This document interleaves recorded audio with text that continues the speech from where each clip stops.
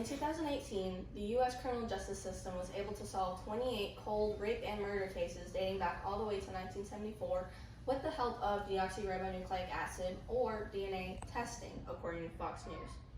With how widespread DNA testing is today, it is critical that we understand the evolution of this technology by discussing its introduction to the world of criminal justice, as well as the components of DNA and DNA testing. Today I will discuss how DNA analysis made its breakthrough with the criminal justice system, what DNA and DNA testing consists of, and how officials are able to harvest our DNA. I have done extensive research on the topic of DNA analysis to be able to share my research with you today. Firstly, DNA testing was introduced to the criminal justice field when officials believed it was their only way of catching the perpetrator. The first criminal, according to Chemical and Engineering News, the first murderer to be caught using DNA testing was Colin Pitchfork.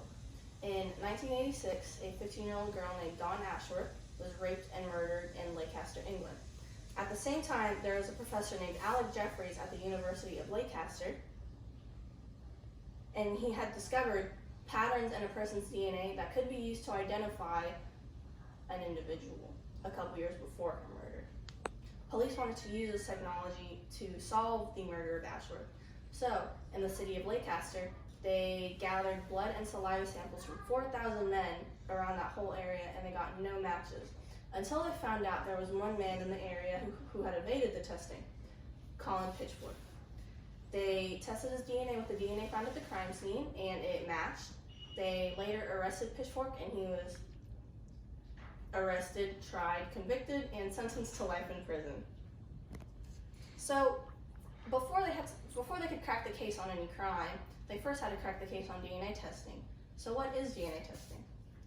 DNA testing is essentially just what it sounds like, an analysis of your DNA.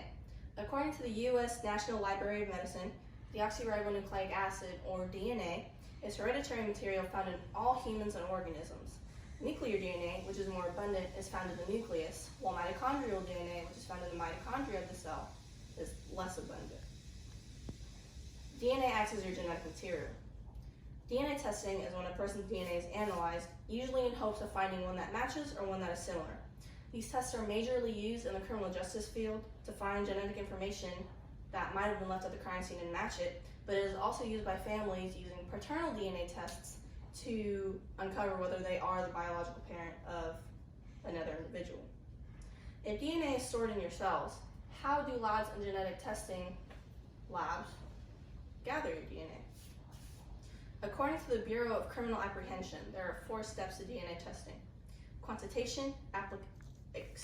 extraction, quantitation, amplification, and capillary electrophoresis, or CE. But of course, you first have to gather your sample. This is usually done with a swab, and you rub the inside of the individual's cheek. Then, there is an extraction. In this step, the DNA is extracted from the nucleus of the cell and is released into a solution. During this, other cellular information is removed from the DNA, as it can act as an inhibitor later on. Next, there is quantitation. In this step, labs make sure that the recovered DNA is from a human, not another organism. Thirdly, there is amplification. This is done through the process of polymerase chain reaction. This is where millions of copies of one DNA sequence are made. Lastly, there is capillary electrophoresis. In this step, amplified DNA from the previous step is separated. The molecules enter a very thin capillary filled with gel polymer and migrate toward the other end of the capillary. It is then taken onto a computer, and through computer software, the DNA profile is developed. This entire process can take from 2 to 10 business days to complete. Because DNA analysis is so extensive today, it is important that we understand its development and importance.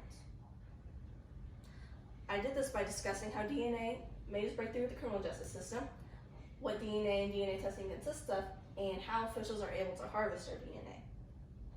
Before DNA testing was introduced, DNA fingerprinting was a main means of identification. With the new and ever-changing technology, DNA analysis is revolutionizing how criminal investigations are conducted. Thank you. Woo! You did excellent.